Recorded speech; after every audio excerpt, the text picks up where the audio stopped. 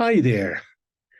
It is time to start section 1.4, which is the action of a group on a set. And we are skipping section 1.3, the Krull-Schmidt theorem, which is interesting, but we just don't have time for it.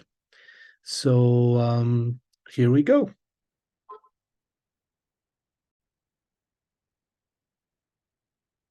So far there have been two big topics that kind of tell us a nice story about group theory. One of the topics, it started out as a review, so we did not talk about it much other than in your own reviewing, and that was Cayley's theorem. But the idea was basically that if you start with any group G, you can think of this group as a subgroup of a symmetric group for someone.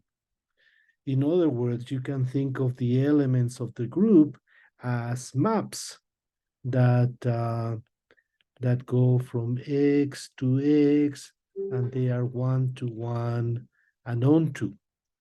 And this being a homomorphism means that whatever operation you had here can be interpreted as composition. So that was a nice thing to do. I have referred to this several times as the A response to the question, do you know all groups? And you can pretend like, oh, yes, I do them. I do know them because I know how to do compositions of permutations. And I can pretend that all of my groups are just compositions of permutations. And so that was that. But there was one catch in the proof here. In the proof here, in order to get a proof that always works, we are embedding G into the symmetric group of G. So for example, if the order of G was n, the order of the symmetric group is n factorial. So we have possibly a small group, and we're looking at it as being part of a very large thing. And so I mentioned at the time that maybe something that could be interesting is, can we think of the elements of the group as transformations, but maybe in a smaller set, so that we don't lose so much control. So I'm going to take this as a motivation for what we're going to be doing right now. And so if you think about it, we're going to think of the elements of a group as some kinds of functions over a set. So we start with a group G, and we start with a set S, and we will define an action, and an action of G on S will be a function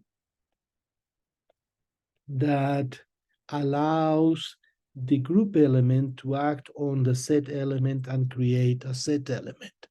So if you fix a group element, then you have functions from S into S.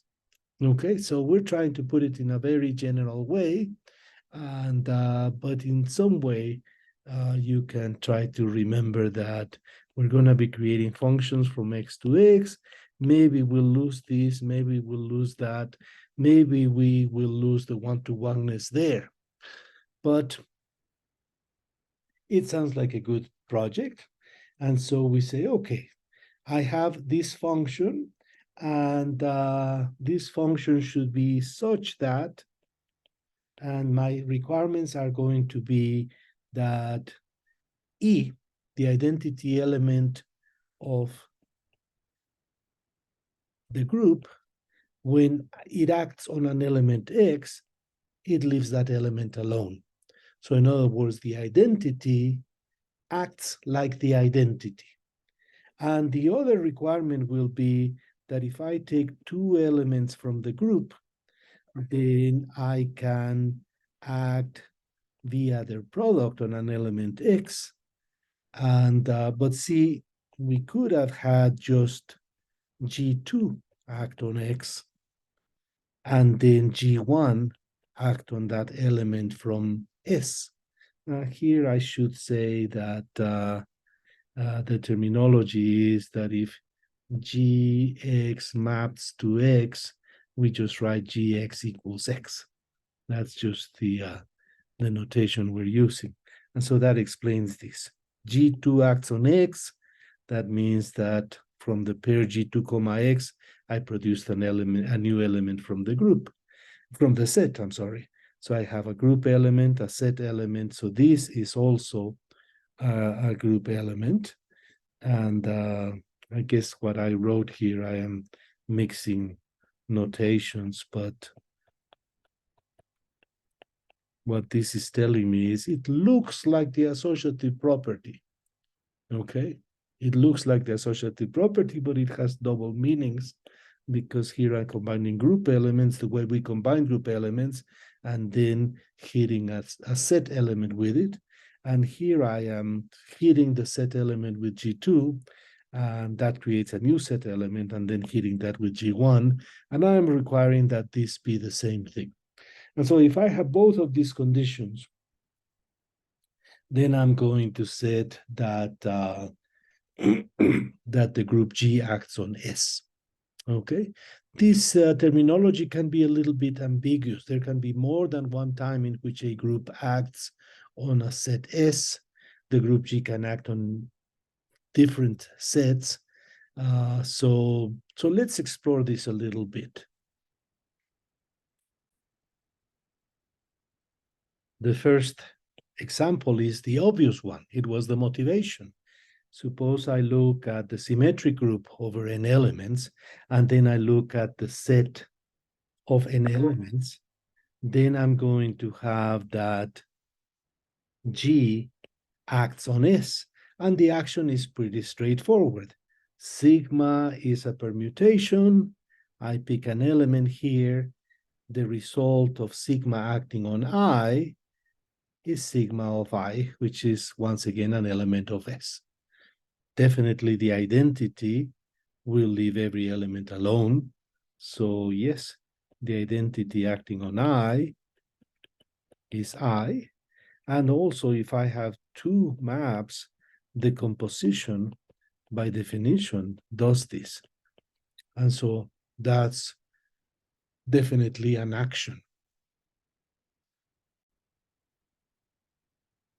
Here's a couple of interesting examples. Suppose H is a subgroup of G, then we can think of the group G as the set, and then we have that the subgroup acts on the group. The action of H on X is just H times X, which indeed, I take an element from the subgroup, it multiplies an element of the group, I still get an element of the group, and clearly, if I take the identity, then it'll leave X alone. And if I take two elements, H1 and H2, then the associative property will hold. Another example, take another subgroup K of G, but this time make the set to be the set of all left cosets. And then G, the big one, will act on this set of cosets, because I can take an element A, act on a left coset by producing a new coset. Okay, and the two easy axioms are easy to verify for this action. Another example, suppose you take a subgroup H of G, then you can have H act on G via the conjugation action. You send the pair HX to HX H inverse. And you can check and make sure that this is really an action. It's called conjugation. We're saying that the result of combining H and X is the conjugate of X by H. And H didn't have to be a subgroup, it could have been all of G. So G would act on G via conjugation. And this is one case where, even though we have been favoring the notation HX, this would be strange. And so here we opted for H comma X and then the arrow, okay, because it looks strange otherwise. Now, you may also conjugate entire subgroups. If I pick an element from G and I pick a subgroup K, then there is somebody called XKX inverse. You take the set of all conjugates of the elements of K, and you can check that XKX inverse is also a subgroup of G. So you start with a subgroup, K is a subgroup, and then you conjugate it by any fixed element, and you get a new subgroup. And in fact, the subgroup that you get, you check, is actually isomorphic to the group that you started out with. You have seen something similar when we were looking at normal subgroups. That was the case when after you conjugate, you actually get the same thing. That's what normal meant. But if you don't get the exact same subgroup, you're going to get another one that is isomorphic to the one that you started out with. And then that tells you that if you start with a subgroup H of G, then you can have that subgroup act on the set of all subgroups of G. I'm sorry, here, subgroups of G.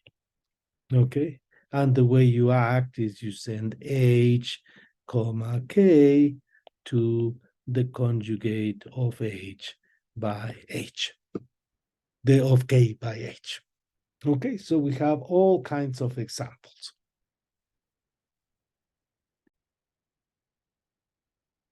We finished this little video with a theorem. It has a big name, theorem, but it really is something that you guys can check on your own. The book itself just states it and then says it's left as an exercise. It says, suppose G is acting on S. So it satisfies the two properties. And then we're going to define a relation on S. We say that X is related to Y if there is some element of G that transfers X to Y. Okay, so there could be elements X and Y that you can never get to Y from X. But if there is a group element that brings X to Y, then X and Y become kind of equivalent, and it is indeed an equivalence relation. And so that's your mission, is to prove that it is an equivalence relation. That's part 1 of theorem 4.2. And then part 2 tells us, suppose I pick an element from the set, and then I look at all of the elements that leave, all of the elements of the group that leave that element alone. You know, when I hit an element from the group of the set with an element from the group, I'm creating another element of the set. But I could be just creating the same element. So I'm going to ask, can it be possible that there are some elements that make Gx go to X? Well, yeah, the identity does that, but maybe some other elements do. Turns out that the family of elements that do this is going to be a subgroup. And that's your other mission. And I'm going to call this a video. I hope you enjoy it, and I look forward to seeing you next week.